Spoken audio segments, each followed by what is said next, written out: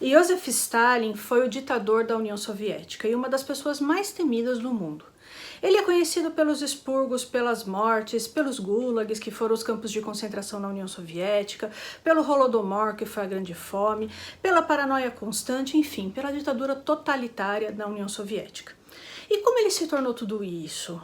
Qual é a história de vida do Stalin antes dele chegar ao poder? E sobre tudo isso nós vamos falar hoje.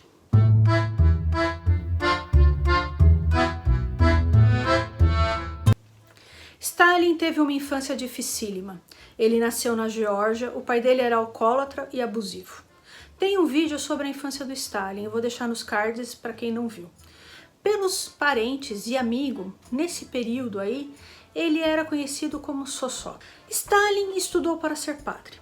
Consta que ele era uma pessoa muito inteligente, estudava muito por conta própria, aprendeu inglês e alemão como autodidata. Ao mesmo tempo, se tornou um rapaz bastante violento, fruto de um meio em que os homens na Geórgia lutavam nas ruas.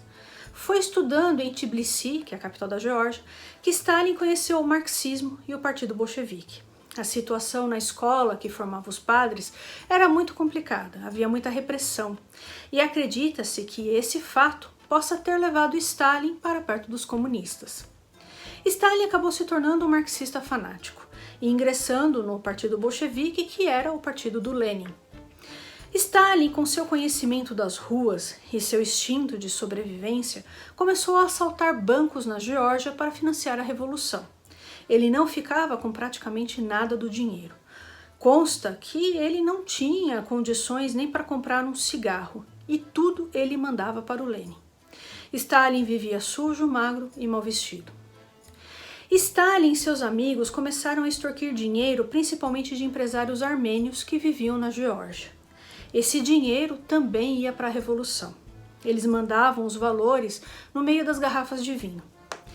Referente ao Trotsky, Simon Montefiore, historiador, descreve a primeira vez que Stalin viu aquele que se tornaria, após a morte do Lenin, seu principal inimigo. Consta que Stalin perguntou ao seu amigo: "Quem é aquele?" Seu amigo respondeu: "Você não conhece? É o camarada Trotsky." Trotsky era o presidente do Soviete de Petersburgo. Stalin fez o seguinte comentário sobre o Trotsky: "Bonito, mas inútil."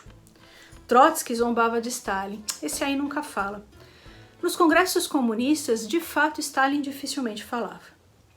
Na Rússia, os dois principais partidos comunistas eram os bolcheviques, que significa maioria, e os mencheviques, que significa minoria.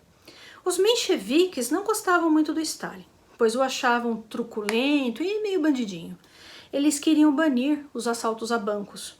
Muitos mencheviques que não gostavam do Stalin eram judeus. Acredita-se que, talvez, o antissemitismo de Stalin tenha começado por conta disso, porque na Geórgia, se havia 10 famílias judias, era muito. Então, isso não veio do ambiente que ele foi criado. Isso, pessoal, tudo são suposições, nós não temos como ter certeza, né? Muitos também especulam que o antissemitismo do Stalin possa ter vindo de um sentimento de inferioridade em relação ao Trotsky e aos mencheviques judeus. Segundo Simon Montefiore, a presença dos judeus incomodava Stalin, que decidiu que os bolcheviques eram a verdadeira facção russa, enquanto os mencheviques eram a facção judia.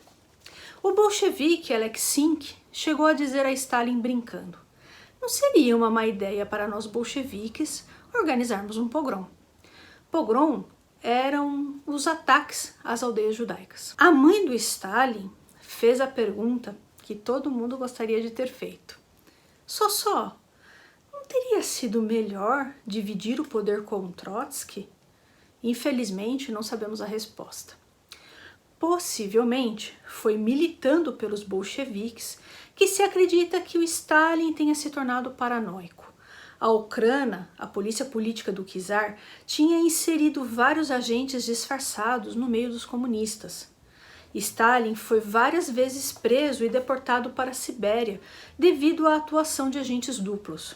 Stalin mandou matar vários inocentes e culpados dentro do partido, considerados agentes duplos. Ele vivia aterrorizado com a possibilidade de qualquer pessoa trabalhar para a polícia czarista. Outro ponto. Acusa-se Stalin de ter sido ele próprio um agente duplo. Segundo Simon Montefiore, ele nunca trabalhou para a Ucrânia, que era a polícia política czarista. O último exílio de Stalin na Sibéria foi o pior. Ele ficou num lugar super precário, onde os lobos uivavam dia e noite de forma perturbante. Quando já estava idoso, e na época em que inventaram a história do complô dos médicos judeus, dizem que Stalin era perturbado pela lembrança do barulho do uivo dos lobos, algo que veio desse período. Para vocês terem uma ideia desse lugar, um camponês morreu afogado. Stalin ficou assustado com a pouca importância que as pessoas ali deram.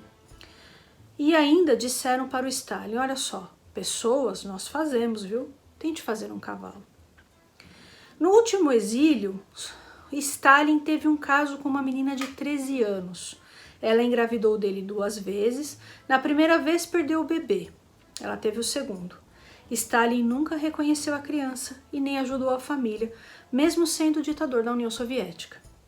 Antes disso, Stalin havia se casado com uma moça georgiana que faleceu devido às más condições da casa, ao ar poluído e ao excesso de calor. Stalin, na verdade, era casado com a Revolução. Não ligava para a esposa, passava várias madrugadas fora em reuniões do partido, enquanto sua mulher ficava esperando em casa. Segundo Svetlana, filha do segundo casamento de Stalin, ele sempre foi um mau marido e um mau pai. Com sua primeira esposa, ele teve Yakov.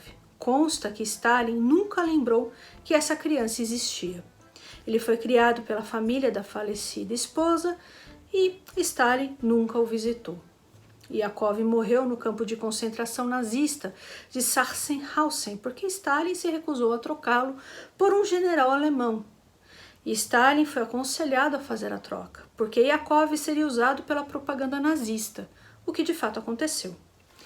Stalin se casou com Nadezhda Aliyeva, que fez mal a si mesma, tá? Não posso falar a palavra aqui. Quando começaram os expurgos stalinistas, que pegou até a família dela. Depois nós vamos falar mais a respeito disso em outros vídeos sobre Stalin, ditador da União Soviética. Para compor a nossa conversa aqui, eu me utilizei desse livro, O Jovem Stalin, do historiador de Cambridge, Simon Sebag Montefiore. Se vocês tiverem alguma dúvida a respeito da pesquisa dele, aqui no final do livro, ele cita todos os arquivos que ele consultou na Geórgia, na Rússia, na Ucrânia, nos Estados Unidos, Inglaterra, todas as entrevistas que ele realizou com as pessoas que conheceram Stalin na época que ele era revolucionário, com parentes dessas pessoas, com sobreviventes dos expurgos, enfim. Vocês, como dito, se tiverem alguma dúvida, vejam o livro e consultem o final, tá certo? Eu vou ficando por aqui, pessoal. Se vocês gostaram desse vídeo, eu peço o seu like, peço o seu compartilhamento, que você compartilhe nas suas redes sociais, mande para os seus amigos, deixe o seu comentário, o seu like. E se você não for inscrita ou inscrito nesse canal, que você se inscreva, tá certo? Tudo isso é muito importante. Um abraço e até o próximo vídeo.